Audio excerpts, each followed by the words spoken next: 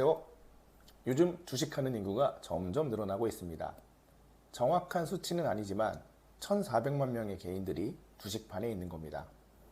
한국의 경제활동 인구를 대략 3천만 명이라고 하면 경제활동 인구의 약 47%가 주식을 하고 있는 것이죠. 2019년도 기사를 살펴보면 경제활동 인구의 20% 정도가 주식판에 있었습니다.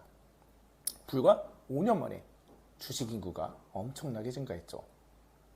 코로나 사태로 경기 침체가 예상되자 미국에서 엄청난 돈을 뿌립니다.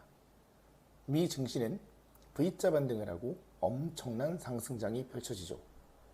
미국의 유동성 살표는 주변 국가에도 낙수 효과를 불러일으켰고 한국 증시 및 부동산도 상승하게 됩니다.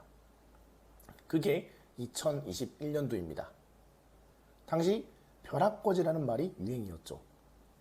주식이나 부동산을 사지 않으면 순식간에 거지가 되어 있다는 우픈 현실을 반영한 단어죠. 당시 저도 포모를 느끼지 않기 위해 공부를 시작합니다. 서점에 가서 당시 베스트셀러 한 권을 그 자리에서 섭렵합니다. 아, 이거 신세계다. 이렇게 투자하면 나도 부자가 될 수 있겠구나. 미국 주식은 역사적으로 봤을 때 늘 우상향하니 비교적 안전하구나. 를 보고 달려드는 불나방처럼 저의 미국 주식 무한 매수가 시작되었습니다. 상승장이었고 심지어 분할 매수를 하고 적절한 익절 라인을 만들어 매도를 하니까 돈이 진짜 벌리기 시작했어요. 이 정도면 일 그만두고 주식 투자만 해도 되겠다는 헛된 망상에 빠져 있었죠.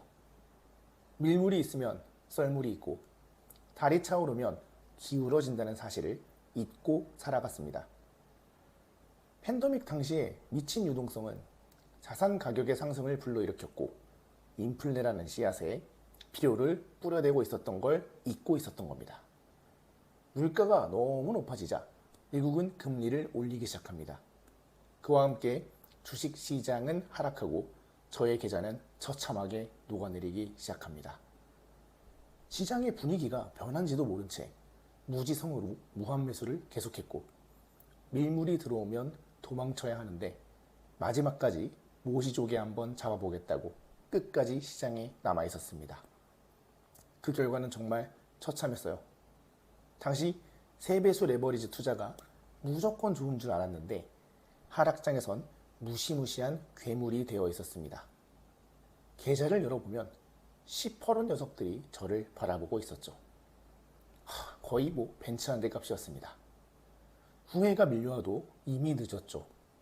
당시 할 수 있는 건 존버밖에 없었습니다. 우울한 일상을 정말 오랜 시간 동안 보내게 되었습니다. 2021년 11월 역사상 고점을 기록했던 나스닥은 2024년 3월에야 정고점을 만나게 됩니다. 하지만 제가 투자했던 TQQQ 투자 결과를 살펴보면 2021년 11월 91불이었으나 2024년 3월 60불 초반에서 놀고 있죠.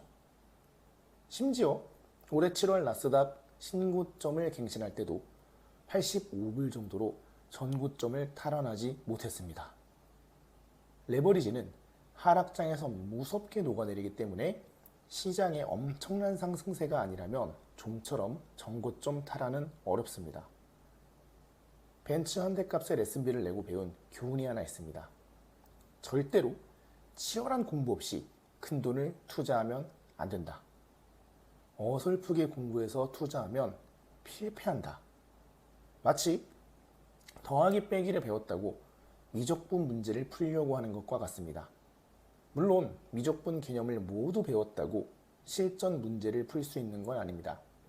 하지만 풀 수 있는 확률은 조금씩 올라가겠죠. 내가 배운 개념과 풀이에 대한 고민, 새로운 시도, 오답에 대한 복기를 통해 실력은 점점 좋아질 겁니다. 저 또한 공부한 내용을 바탕으로 소소하게 수익을 내고 있습니다. 물론 손실을 내기도 합니다. 하지만 왜 손실이 났는지, 배운 점은 무엇인지, 다음 매매엔 어떻게 반영할지에 대해 늘 고민합니다. 세상은 아는 만큼 보인다고 합니다. 주식도 마찬가지인 것 같습니다. 저도 경제에 대한 공부를 처음 시작할 때 경제신문조차 잘 읽히지 않았습니다. 하지만 꾸역꾸역 진행하다 보니 조금씩 좋아지는 자신을 발견할 수 있었습니다. 함께 공부해 나가며 조금씩 발전해 나갔으면 좋겠습니다. 다음 시간에도 같이 공부할 만한 주제로 찾아뵙도록 하겠습니다. 감사합니다.